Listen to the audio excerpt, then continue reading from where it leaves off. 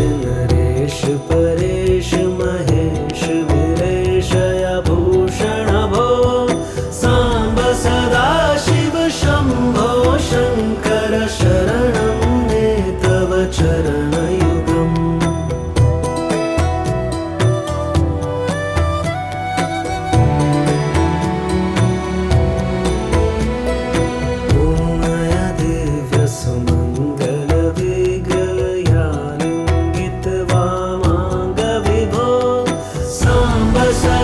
शिव शंभो शंकर शरणं मे तव चरणयुगम्।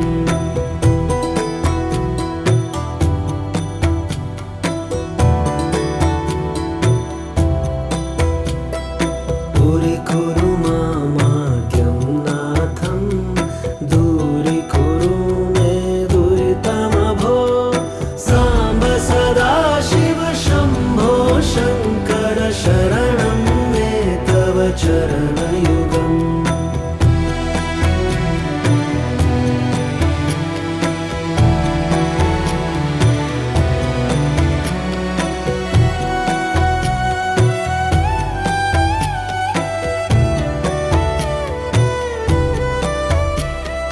ऋषिवर मानस हंस चराचर जनन स्थिति लय कारण भो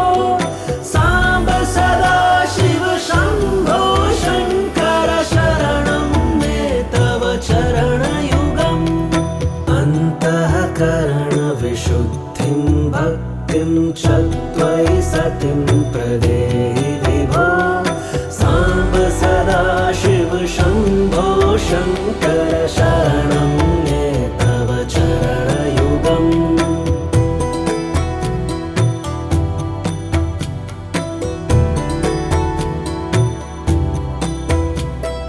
करुणा वरुणालयमयि दास उदासस्तवोचितु नहि भो सांब सदाशिव शंभो शंकर शरणं मे तव चरणयुगम्।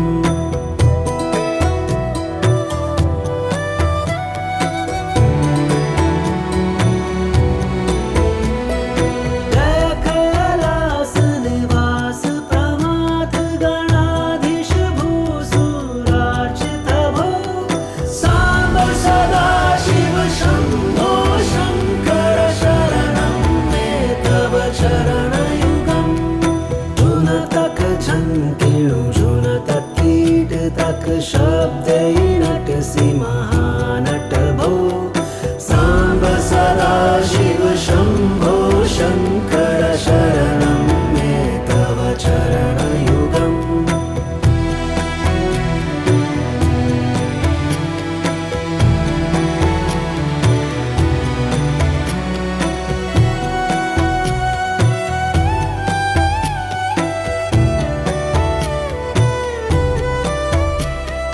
धर्म स्थापन दक्ष द्रक्ष गुरो दक्ष यज्ञ शिक्षक भो सांब सदाशिव शंभो शंकर शरणं मे तव चरणयुगम्।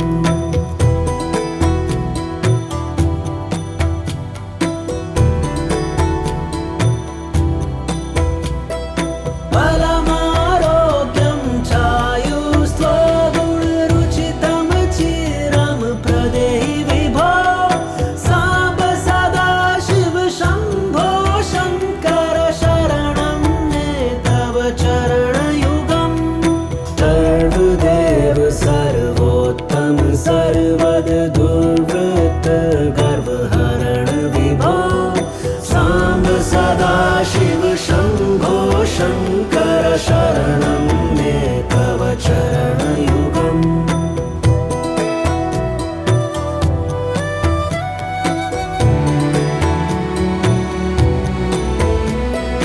भगवन भर्ग भयापह भूतपते भूतिभूषितांग विभो सांब सदाशिव शंभो शंकर शरणं मे तव चरणयुगम्।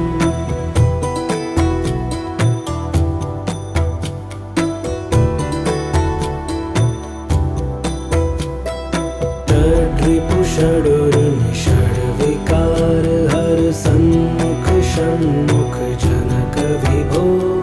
साम्ब सदाशिव शम्भो शङ्कर शरणं मे तव चरणयुगम्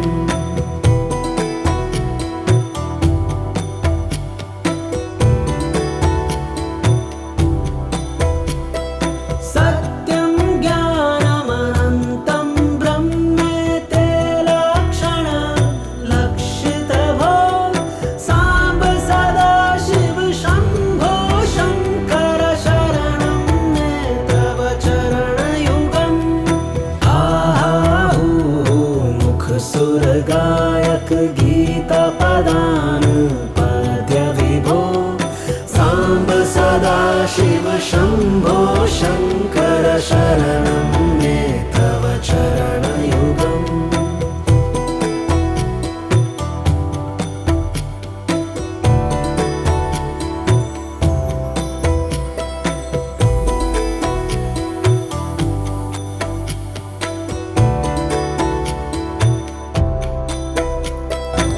ईश वीरेश नरेश परेश महेश वीरेशय भूषण भो साम्ब सदाशिव शम्भो शङ्कर शरणं मे तव चरणयुगम्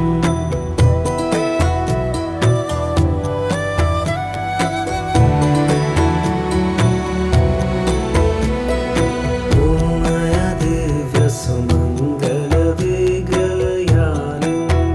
वामाङ्ग विभो साम्ब सदाशिव शम्भो शङ्कर शरणं मे तव चरणयुगम्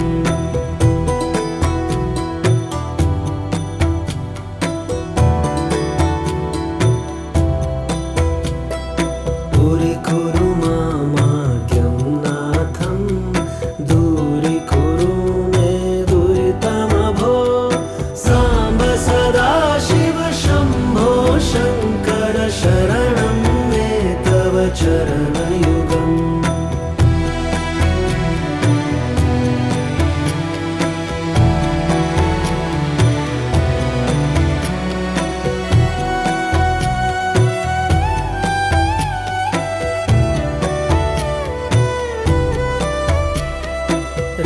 ऋषिवरमानस हंस चराचर जनन स्थितिलय कारण भो साम्ब सदाशिव शम्भो शङ्कर शरणं मे तव चरणयुगम् अन्तःकरणविशुद्धिं भक्तिं च त्वयि सतिं प्रदेहि विभो साम्ब सदाशिव शम्भो शङ्कर शरणं मे तव चरणयुगम्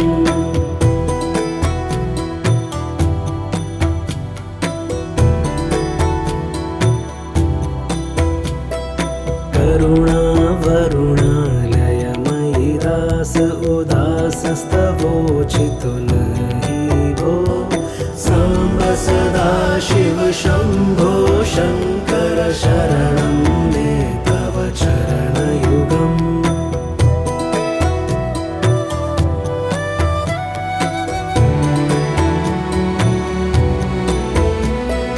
जय कैलास निवास प्रमाथ गणाधीश भूसुरार्चित भो साम्ब सदाशिव शम्भो शङ्कर शरणं मे तव चरणयुगम्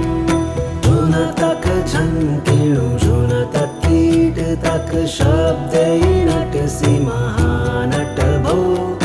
साम्ब सदाशिव शम्भो शङ्कर शरणं मे तव चरणयुगम्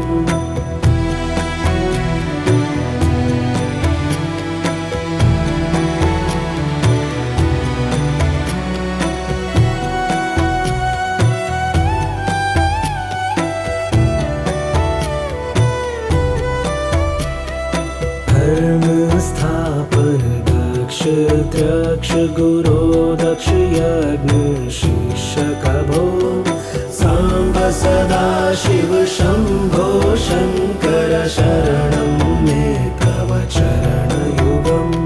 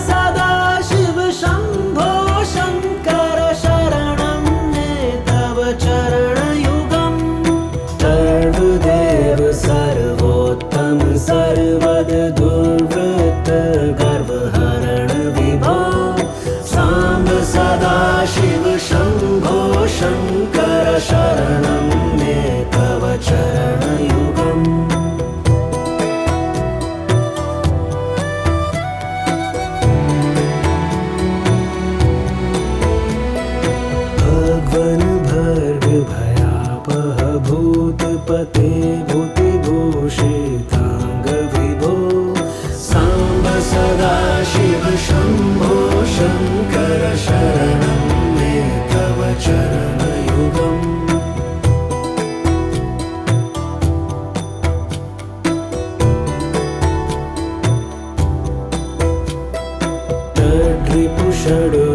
षड्विकार हर सन्मुख षण्मुख जनक विभो साम्ब सदा शिव शम्भो शङ्कर शरणं मे तव चरणयुगम्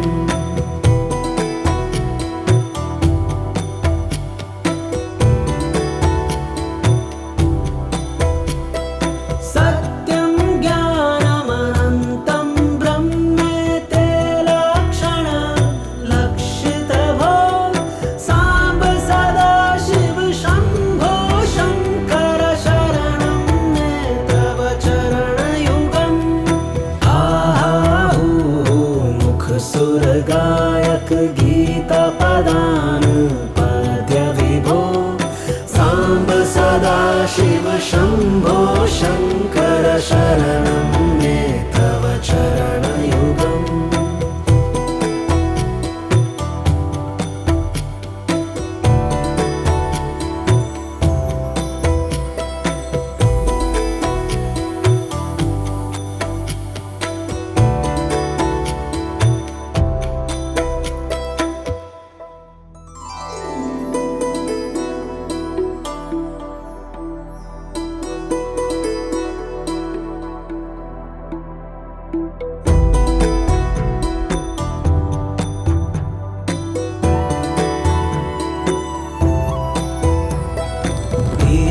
वीरेश नरेश परेश महेश वीरेश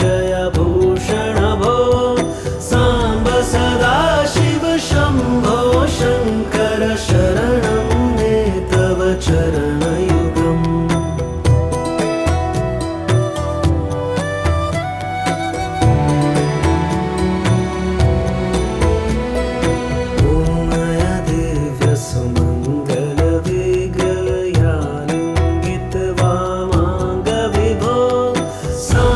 सदा शिव शम्भो शङ्कर शरणं मे तव चरणयुगम्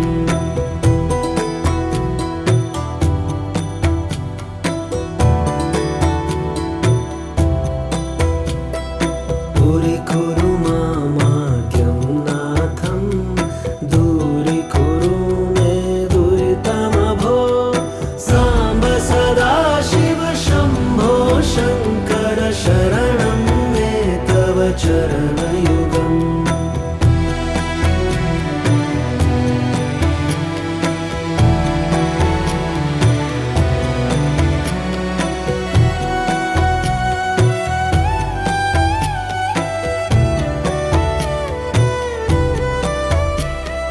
ऋषिवर मानस हंस चराचर जनन स्थिति लय कारण भो साम्ब सदा शिव शम्भो शङ्कर शरणं मे तव चरणयुगम् अन्तःकरण विशुद्धिं भक्तिं च त्वयि सतिं प्रदेहि विभो साम्ब सदा शिव शम्भो शङ्कर शरणं मे तव चरणयुगम्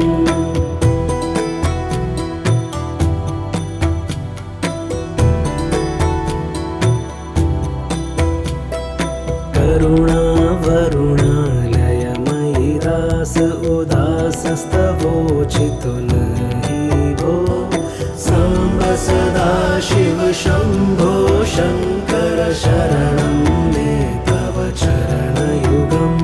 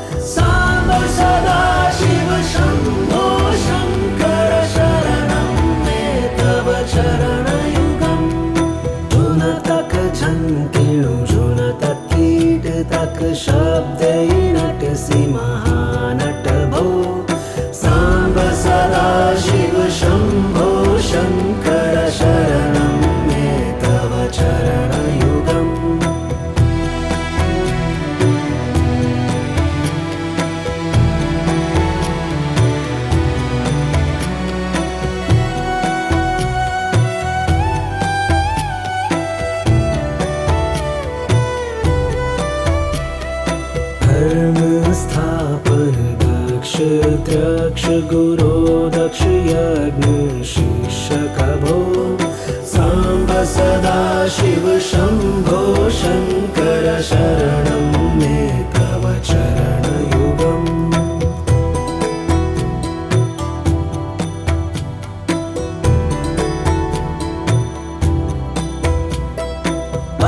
बलमारोग्यं चायुस्त्वगुणरुचितं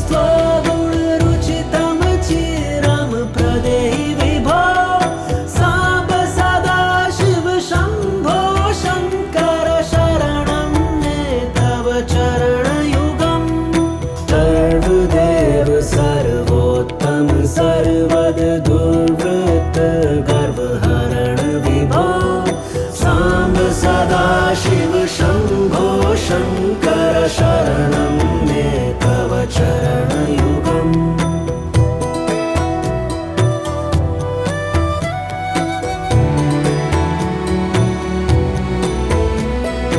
भगवन् भर्ग भयापह भूतपते भूतिभूषिताङ्ग विभो साम्ब सदा शिव शम्भो शङ्कर शरणं मे तव चरणयुगम्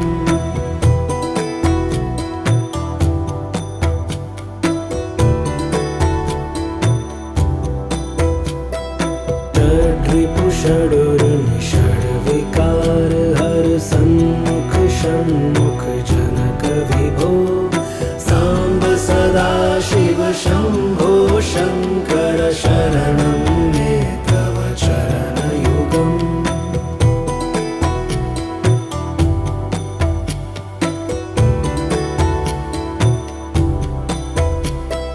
सत्यं ज्ञानमनन्तं ब्रह्मेते लक्षण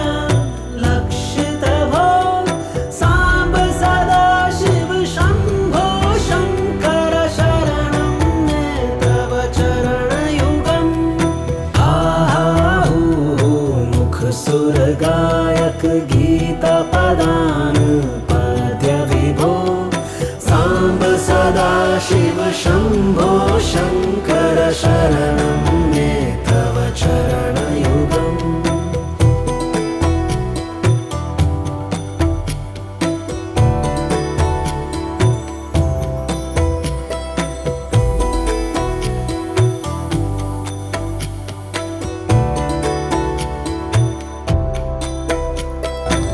ईश वीरेश नरेश परेश महेश वीरेशय भूषण भो साम्ब सदा शिव शम्भो शङ्कर शरणं मे तव चरणयुगम्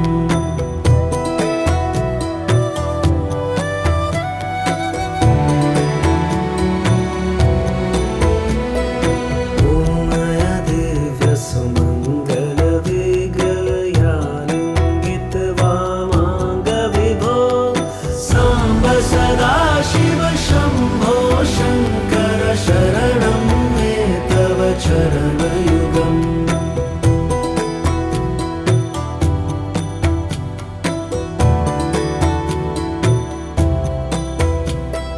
दूरीकुरु मामाद्यं नाथं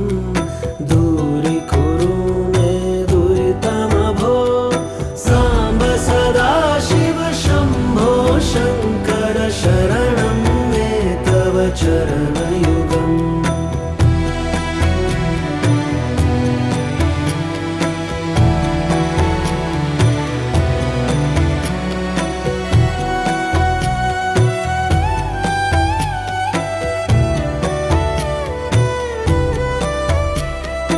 ऋषिवर मानस हंस चराचर जनन स्थिति लय कारण भो साम्ब सदा शिव शम्भो शङ्कर शरणं मे तव चरणयुगम् अन्तःकरण विशुद्धिं भक्तिं च त्वयि सतिं प्रदेहि विभो साम्ब सदा शिव शम्भो शङ्कर शरणं मे तव चरणयुगम्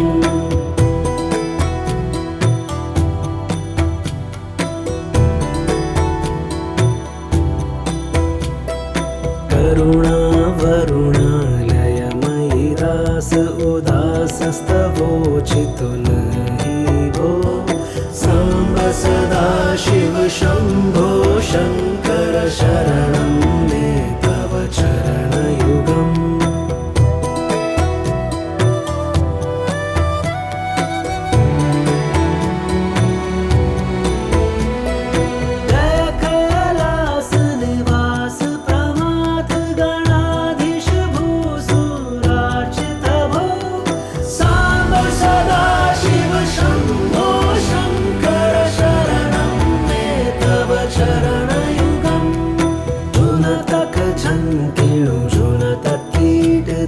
शब्दै नटसि महानट भो साम्ब सदा शिव शम्भो शङ्कर शरणं मे तव चरणयुगम्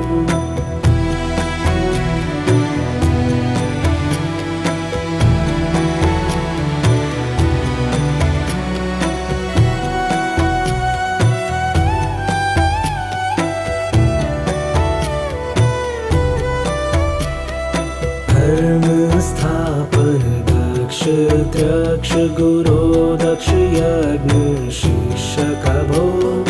साम्ब सदा शिव शम्भो शङ्कर शरणं मे तव चरणयुगम्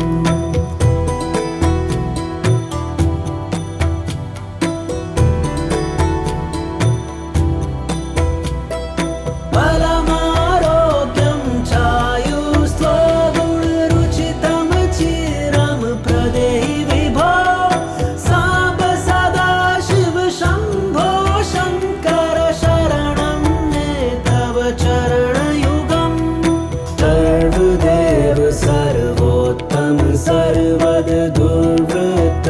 गर्वहरण विभो साम्ब सदा शिव शम्भो शङ्कर शरणं मे तव चरणयुगम्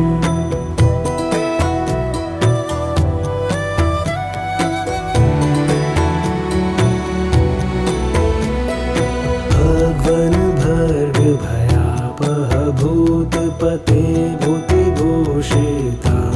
विभो साम्ब सदा शिव शम्भो शङ्कर शरणं मे तव चरणयुगम्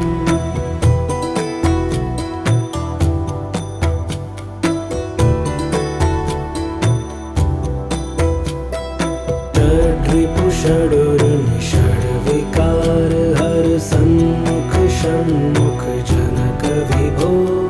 साम्ब सदा शिव शम्भो शङ्कर शरणं मे तव चरणयुगम्